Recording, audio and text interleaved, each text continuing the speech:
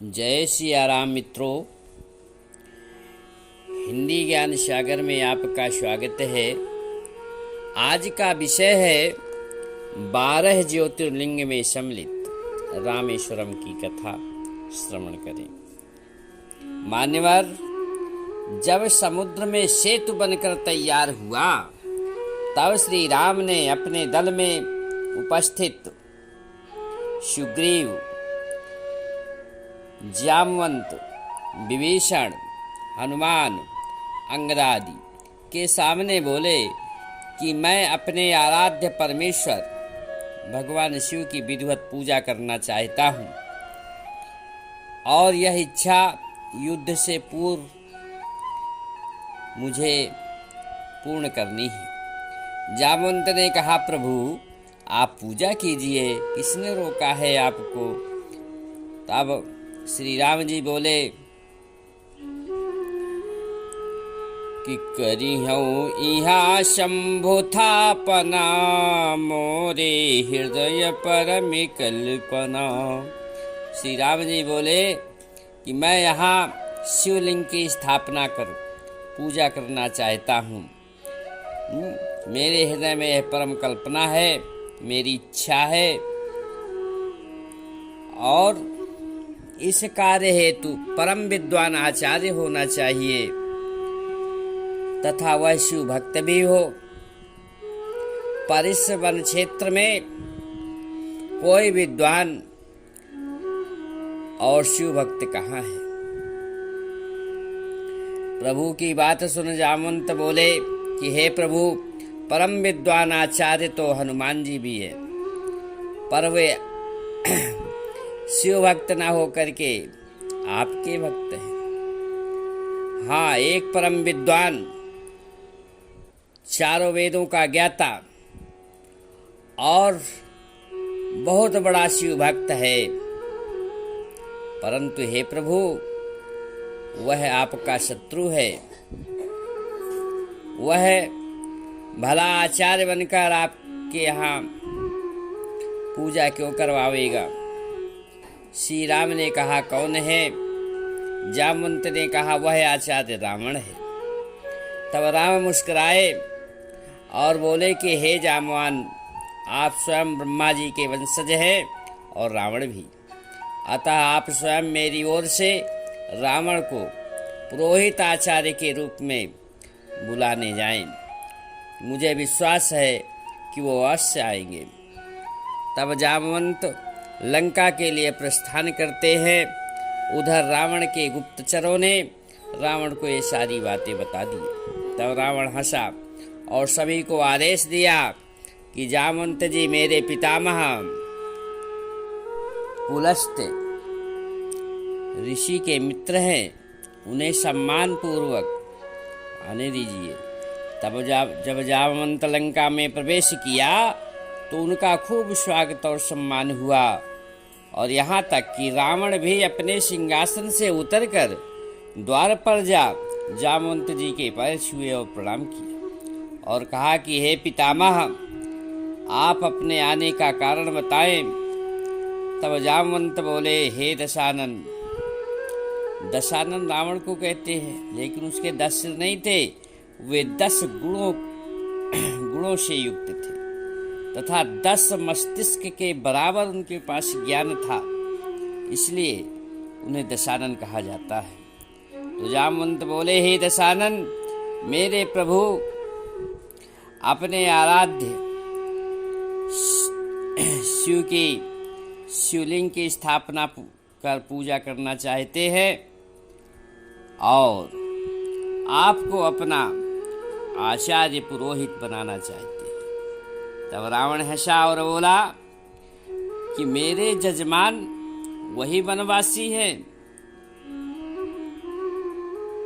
जामवंत ने कहा, आपने ठीक कहा महाराज। हे लंकेश, वह वनवासी मेरे प्रभु राम और लक्ष्मण है। रावण ने कहा, ठीक है पितामह, मैं पुरोहित बन आऊँगा।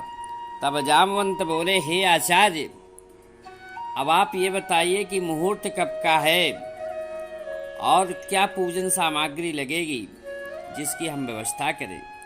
रावण हंसे और बोले कि मुहूर्त तो मेरे चरणों के नीचे पड़े हैं।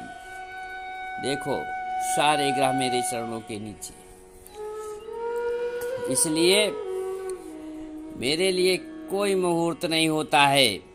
मैं कल प्रातः ही वहाँ आऊँगा। दूसरी बात, मेरे जजमान वनवासी हैं, वे क्या व्यवस्था करेंगे? जब ऐसी परिस्थिति होती है तो आचार्य को ही पूजन सामग्री लेकर जाना चाहिए। अतः आप निश्चिंत हो जाएं, मैं कल ही शिवलिंग की स्थापना करवाऊंगा, पूजा करवाऊंगा और सारी सामग्री अपने साथ में लेकर आऊंगा। जामवंत चले गए। तब रावण ने अपने बड़े बेटे मेघनाथ से कहा कि एक रथ सीता जी के लिए तैयार कराओ, क्योंकि इस यज्ञ में उन्हें भी पूजा करनी होगी। और रावण स्वयं अशोक वाटिका जाकर सीता से बोला कि हे जनक नंदिनी, कल तुम्हारा पति युद्ध विजय हेतु शिवलिंग स्थापना करा यज्ञ कर रहा है, इसलिए उस यज्ञ में भाग लेने हेतु आप प्रातः स्नान कर, नए वस्त्र धारण कर, रथ में बैठकर समुद्र पार रामादल में पहुंचना। तथा एक शर्त और है कि यज्ञ पूर्ण होने पर स्वयं उसी रथ में बैठकर वापस अशोक वाटिका में आपको आना होगा। यह मेरी शर्त है। तब सीता जी ने कहा कि ठीक है। क्या कहानी, कितना समन्वय! देखो, राम और रावण दोनों एक दूसरे के शत्रु हैं, फिर उनके विचारों को देखो। एक आचार्य बनने और एक जज्बात बनने में कोई संकोच नहीं कर रहे। कितना अद्भुत दृश्य है। प्रातः काल रावण रथ में आचार्य बन श्री राम के पास आए एवं श्री राम व लक्ष्मण आदि ने दशानन रावण को विनम्र हो प्रणाम किया। जब पूजा आरंभ करनी थी तो रावण ने पूछा कि हे जजमान, क्या आप शादीशुदा है? तब सत्य स्वरूप सत्यवासी श्री राम ने कहा कि हाँ आचार्य जी। आचार्य ने कहा तो बुलाओ उसे, क्योंकि पत्नी के बिना यज्ञ पूर्ण नहीं माना जाता। तब श्री राम ने कहा हे आचार्य, वह इस समय तो हमारे पास नहीं है। तभी एक रथ आता है और उस रथ से सीता जी उतरकर यज्ञशाला में पहुंचती है। तब प्रभु श्री राम ने कहा, सीते यहाँ आओ और बैठकर पूजा करो। आचार्य जी का यही आदेश है। सीता जी श्री राम के पास बैठ गई। तब रावण ने विधि विधान से पूजा करवाई और श्री राम जो अजान बाहु वाले हैं, अजान बाहु है, लंबे लंबे भुजाएं हैं श्री राम जी की, और उन्होंने उस बालू मिट्टी से शिवलिंग बनाया और अपने आराध्य शिव की विधिवत पूजा की। पूजा समाप्त होने पर श्री राम बोले कि आज से इस शिवलिंग को लोग रामेश्वरम के नाम से जानेंगे। जो यहाँ आकर गंगा जी जल चढ़ाए उसका इस लोक में बड़ा पुण्य हो, कल्याण होगा और शरीर के अंत में उसे मोक्ष की प्राप्ति होगी। फिर